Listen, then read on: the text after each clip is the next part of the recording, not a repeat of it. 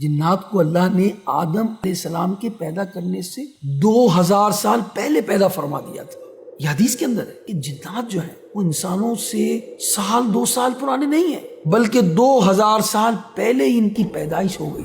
اور پھر یہ رہتے کہاں تھے، اس کے بارے میں حضرت عبداللہ ابن عباس کی روایت ہے۔ وہ روایت کرتے ہیں کہ جنات زمین پر رہتے تھے اور فرشتے آسمان پر رہتے تھے، اور اس وقت زمین اور آسمان انہی سے آباد تھے، اور ہر آسمان کے الگ الگ فرشتے تھے، اور ہر آسمان والوں کی الگ الگ تسبیحات تھی، اور ہر اوپر والے آسمان کے فرشتے نیچے آسمان والوں سے زیادہ ذکر و تسبیح کرتے تھے رب کریم کی۔ پس زمین جنات سے آباد تھی اور آسمان فرشتوں سے آباد تھا، اور 2000 سال تک زمین جنات سے اسی طرح آباد رہی، یعنی 2000 سال تک جنات کے علاوہ کوئی اور مخلوق زمین پر موجود ہی نہیں تھی۔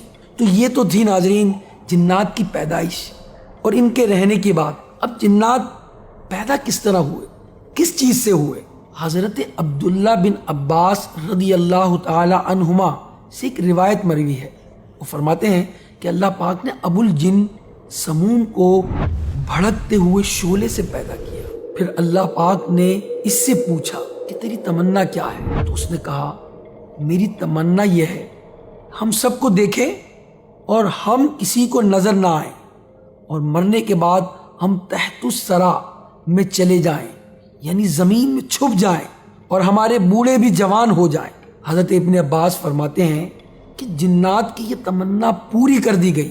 اب وہ سب کو دیکھتے ہیں اور خود کسی کو نظر نہیں آتے، اور مرنے کے بعد تحت الثری میں چلے جاتے ہیں، یعنی زمین کے نیچے غائب ہو جاتے ہیں، اور بوڑھے ہو کر بھی وہ جوان ہوتے ہیں پھر مرتے ہیں۔ یہ تو جن کی تھی ایک تمنا ابو الجن کی، جو کہ پوری ہوئی۔ بعد میں پھر حضرت آدم علیہ السلام کی پیدائش ہوئی۔ کیا آدم علیہ السلام نے بھی کوئی تمنا کی تھی؟ جی ہاں، آدم علیہ السلام نے بھی تمنا کی تھی۔ اللہ پاک نے جب انہیں پیدا فرمایا، ان سے پوچھا اے آدم تیری تمنا کیا ہے؟ تو جواباً کہا میں جنت میں رہنا پسند کرتا ہوں۔ تو ان کو جنت دے دی گئی۔ اس بنا پر علماء فرماتے ہیں کہ جنت چونکہ انسانوں کے والد حضرت آدم علیہ السلام کی ہے، لہذا جنت میں صرف انسان جائیں گے، جنات نہیں جائیں گے۔ اب ہم جو بات کرنے لگے ہیں وہ یہ ہے کہ جنات کس طرح خون خرابہ کرتے تھے۔ میں نے اس کے بارے میں شروع میں بھی کچھ عرض کیا۔ تو جنات اس دنیا میں لڑتے تھے، جھگڑتے تھے، اس بارے میں نے ابتداً عرض کیا۔ مزید سنیے کہ حضرت اسحاق رحمۃ اللہ تعالی علیہ سے مروی ہے، وہ فرماتے ہیں کہ اللہ پاک نے جنات کو پیدا فرما کر ان کو دنیا آباد کرنے کا حکم دیا، تو انہوں نے دنیا میں اللہ پاک کی عبادت کرنا شروع کی، یہاں تک کہ طویل عرصے تک وہ اس دنیا میں رہے۔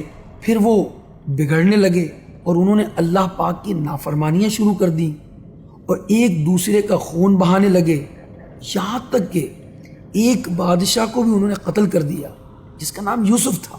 پھر اللہ نے اس کی سزا کیا دی؟ سزا یہ دی کہ اللہ نے آسمان نے دنیا سے فرشتوں کا ایک لشکر بھیجا، اور اس لشکر میں ابلیس بھی تھا، اور ان کی تعداد 4000 تھی، اور ابلیس ان سب کا سردار تھا۔ وہ زمین پر اللہ پاک کے حکم سے آئے اور انہوں نے تمام جنات کو زمین سے بھگا دیا۔ اب جنات دریاؤں اور جزیروں میں چلے گئے، اور پھر وہ فرشتے اور ابلیس زمین پر رہنے لگے۔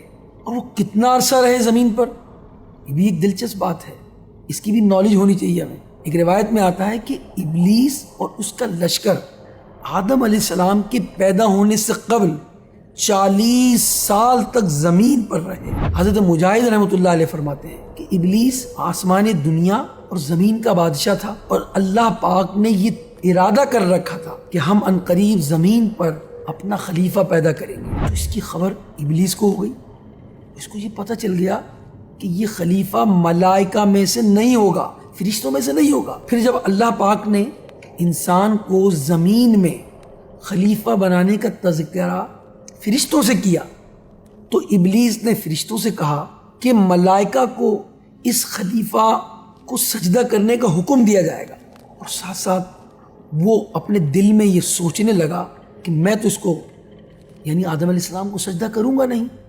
اور پھر حضرت آدم علیہ السلام کی پیدائش ہوئی، اور پھر فرشتوں نے سجدہ کیا اور اس شیطان نے، اس ابلیس نے سجدہ نہیں کیا اور وہ بارگاہ الہی سے راندہ درگاہ ہوا۔